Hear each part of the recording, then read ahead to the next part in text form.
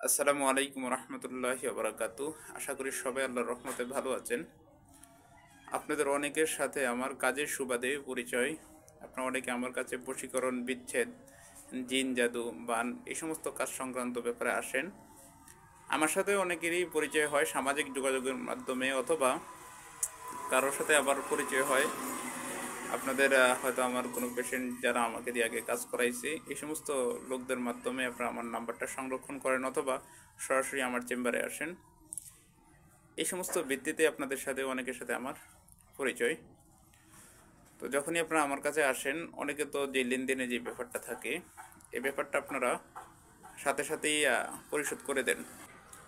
আবার কারো কারোর সাথে কিছু দিনের বা কিছু সপ্তাহের কন্ট্রাক্ট থাকে, ওই কন্ট্রাক্ট অনুযায়ী অনেকে নিজ দায়িত্বে হিসাব অনুযায়ী এই জিনিসটা পরিশোধ করে দেন। কন্ট্রাক্টকৃত যে টাকাটা থাকে এই কন্ট্রাক্ট অনুযায়ী টাকাটা হিসাব অনুযায়ী করে দেন। কিন্তু কিছু কিছু লোক আপনারা এমন থাকেন, আপনারা এমন ব্যবহার দেখান যার কারণে আপনাদেরকে নিয়ে ভিডিও বানাতে আমি বাধ্য হই। স্ক্রিনে যেই লোকের আমি স্ক্রিনশটটা দিয়েছি আপনারা দেখতে পাচ্ছেন, এই লোকটার সাথে আমার গত 16ই ডিসেম্বর পরিচয়। লোকটার বাড়ি টাঙ্গাইল। লোকটা অনেক রিকোয়েস্ট করে আমার কাছে আসবে, আমার সাথে দেখা করবে।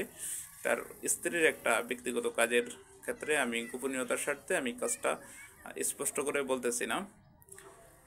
লোকটা মানে খুব আকতি উন্নতি করে আমার থেকে একটা সিরিয়াল নিয়েছে। আমি লোকটাকে সিরিয়াল দিতে চাইনি, কিছুতেই দিতে চাইনি। অনেক কান্নাকাটি এবং অনেক অনুরোধের পরে আমি লোকটা সিরিয়ালটা নেই। আমি 16ই ডিসেম্বর অর্থাৎ 18ই ডিসেম্বর লোকটাকে আমি তারিখ দিই, এবং সে আসবে 100% আমাকে সিউরিটি দেয়। এবং তারপর থেকে লোকটার সাথে আমার নিয়মিত প্রতিদৈনিক কিছু কিছু সময় কথা হতো, এবং লোকটার সাথে আমার একটা কন্ট্যাক্ট হয়। এভরিথিং সব মিলিয়ে একটা ভালো আন্ডারস্ট্যান্ডিং হয় এই অল্প সময়ের ভিতরে। তো সব মিলিয়ে যখন যেহেতু 18 ডিসেম্বর দুপুরের পরে লোকটার সিরিয়াল ছিল, সিরিয়াল অনুযায়ী লোকটা মানে আমাকে আসবে 17ই ডিসেম্বর রাত্রে সে আমাকে কনফার্ম করে। এবং আমি তার কথায় আমি আশ্বস্ত হয়ে কাজ করতে গিয়ে যে সমস্ত মালামালের প্রয়োজন এই সমস্ত মালামাল আমি ক্রয় করি, এবং কিছু কিছু মালামাল খরচ করতে আমি শুরু করি, যেহেতু সে আমাকে দিয়ে কাজ করাবে। এবং তারপর দিন সে আমার কাছে আসতেছে, এবং 17 তারিখ রাত্রে অর্থাৎ 18 তারিখ আসবে, 17 তারিখ রাত্রে সে টিকিট কাটছে, এমন কনফার্মও আমাকে করেছে যে সে খুলনায় আসবে সরাসরি। যাই হোক, লোকটা সকাল থেকে নিয়ে 18 তারিখ সকাল থেকে নিয়ে আর কোনো খোঁজখবর পাচ্ছি না। নাম্বারেও কল যাচ্ছে না, ইমোতেও কল যাচ্ছে না, মেসেঞ্জারেও কল যাচ্ছে না, কোনোভাবেই যাচ্ছে না।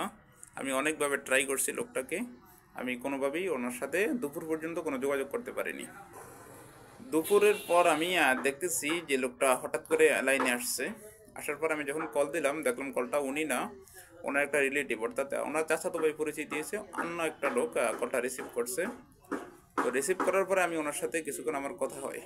কথা হওয়ার পরে আমি সব বৃত্তান্ত জানতে চাই যে উনি তো আসার কথা ছিল, আমাকে দিয়ে এমন এমন মাল খরচ করাইছে, এবং আমি ওনার কোনো সিরিয়াল নিতেও চাইনি।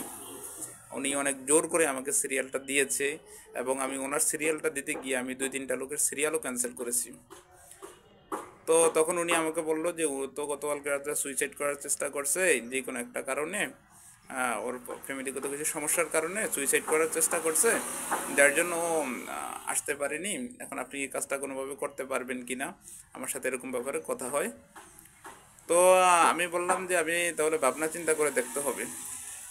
এক পর্যায়ে ওনার মা এবং ওনার বোন আমার সাথে যোগাযোগ করার পরে আমি তারপর কাজ নিয়ে ওনার মা আমাকে বলছে তুমি কাজটা ধরো, আমরা তোমাকে টাকাটা পুচিয়ে দিব।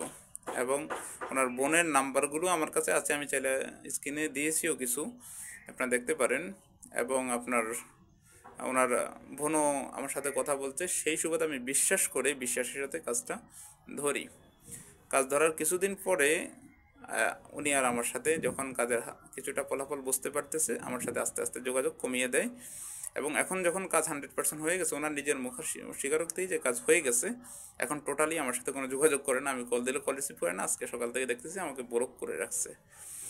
এই জন্য আপনারা যে বলেন আপনাদেরকে বিশ্বাস করতাম, কীভাবে রে ভাই বিশ্বাস করব? আমি তো এই অনলাইনে কাজ নেই বা অফলাইনে কাজ নেই বা সরাসরি আসেন কারোর সাথে তো প্রতারণামূলক কোনো কাজ করার কখনো চেষ্টাই করি না। আর দুই একজন যারা আমার ব্যাপারে উল্টাপাল্টা প্রশ্ন করে, এরা আমার সম্পর্কে জেনে শুনে এবং আমাকে বুঝে এবং আমার সম্পর্কে এভরিথিং জেনে তারপর প্রশ্ন করে, এটা ইচ্ছে করে।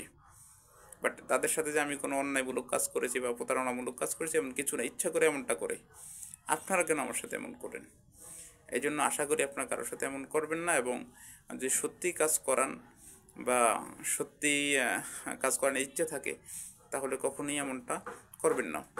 আর দেখি কাজের সুবাদে যে সমস্ত লোকগুলো, আমার অভিজ্ঞতা থেকে এটা বলতেছি, যে সমস্ত লোকগুলো আপনার আগে এই কথা বলে এসে যে আমি কিন্তু আগে কোনো খরচের টাকাও দিতে পারবো না, খরচের টাকা দিব না, ম্যাক্সিমাম সময় দেখছি এই সমস্ত লোকগুলাই পরবর্তীতে কাজ হওয়ার পরে টাকা না দিয়ে চলে যায়।